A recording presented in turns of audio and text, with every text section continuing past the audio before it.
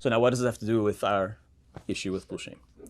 What they're saying is that Jesus already, in his generation, there was a Shabbat Gadol. Meaning Jesus did this miracle on this great Sabbath before Pesach. So they're affirming that there already was such a thing as Shabbat Gadol. And on that day, Jesus saw it fit to perform a miracle because it was already a great day imbued with holiness. Why does that support this theory? Because Jesus was a Pharisee. Jesus came from a family of Pulshim. Jesus was 100% from the Pulshim, the historical Jesus. I'm not talking about the mythological Christian. I'm talking about the actual historical Jesus. He was basically an Orthodox Rabbi. There's a great book called Jesus and the Zealots. There's another book called Jesus the Pharisee. If you're interested in this, you can read both. Rabbi Harvey Falk wrote Jesus the Pharisee. Proves definitively that Jesus was 100% a Pharisee, no question. He quotes extensively from Hillel and Shammai all the time. 3 books. Another book is Revolution in Judea by Chaim Maccoby, which is also really important to read to understand the actual historical Jesus. And Jesus and the Zealots, which unlike the other two, was written by a Christian pastor, S.J.F. Brandon, who says Jesus was not only a Pharisee, he was one of the Kanaim. He was a zealot. He was a revolutionary. He was an ultra-orthodox. He was like a Kanai. He was Dati Leumi. He was a religious Zionist. He was wanted to get rid of the Romans, reestablish a Jewish kingdom. That's why they crucified him. He was an insurrectionist. So, and even Judas Iscariot, they call Judas who betrayed him, he's called Iscariot. What's Iscariot? Ishkariot. They say he was, some say Iscariot is maybe Sikariki. He was a Sikariki. He was one of these zealot assassins that was assassinating the Romans. All of Jesus' disciples were Pharisees, every single one. His family was they're all Pharisees. He himself says in the New Testament, in the book of Matthew, he tells his followers, you have to do what the Pharisees teach. They sit on the seat of Moses, he said. Do as they do. Do as the Pharisees and the scribes teach you, because they have the true oral tradition from Sinai. They have it down from Moshe. They're telling you the right law. Follow their halacha. Do as they teach, just don't do as they do, because they're corrupt. But do as they teach, because they teach the right halacha, even though they're hypocrites. But he's saying you have to follow that. And he says whoever doesn't do that, anybody who breaks even one iota of the halacha, of the Pharisees, of the scribes, will be least in the kingdom of heaven. He says, I didn't come to nullify the Torah. He says, I came to uphold the Torah. I came to reinforce the Torah. So he was a zealot.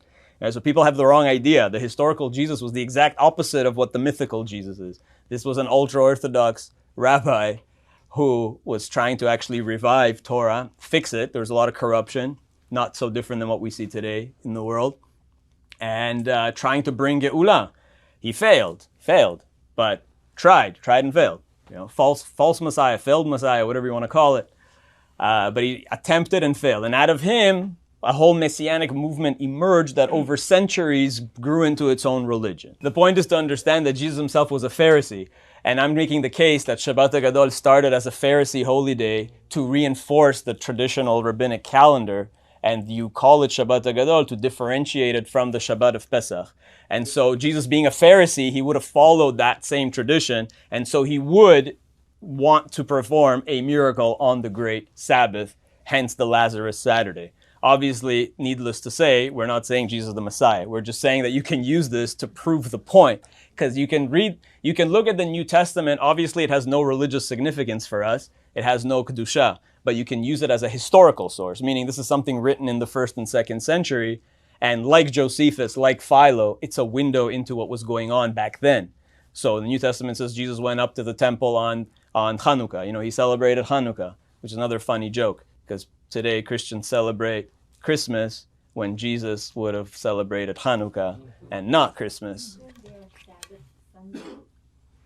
Yes, that happened much later. Yeah, but that only became universal like 300 years later. The Council of Nicaea decided to formalize the Sabbath as Sunday because of Roman Sunday worship of the sun. Sol Invictus was the day that they worshiped the indomitable sun god. The original Christians kept Shabbat like on Saturday. So I think this solves yet another mystery, and I think this adds to it's another piece of historical evidence that you already had Pulshim keeping a Shabbat Gadol 2,000 years ago. And then by the 12th century, it got revived, essentially. It's not that we took it from the Christians. It's that, like everything else in Christianity, they really took it from us. because Christianity is an offshoot of Judaism. So it was basically just revived in a sense, but it is what always existed as a Shabbat Gadol. And so you can use that to solve a number of mysteries, including the great Jewish calendar debate and the names of the months and all the Essenes and the Pulshim and the Tzdukim, and how we can relate to or understand what was going on historically, what we have in our prayers today maybe, in Birkat Levana, in Achazat Rosh Chodesh, all these different things, and tying Pesach and creation together mystically, understanding that they are one, that Pesach is creation, and Pesach is the fulfillment of creation, because Pesach is the redemption, and we are now at the end of history awaiting the redemption. So as we are coming towards Pesach, may it be our last in exile, so that next year this year, God willing, may this Shabbat Hagadol be Yom Hagadol that Malachi talks about, the great final redemption, and then we'll all be in Yerushalayim for Pesach. So Chag Sameach, everybody. Thank you. We'll stop here.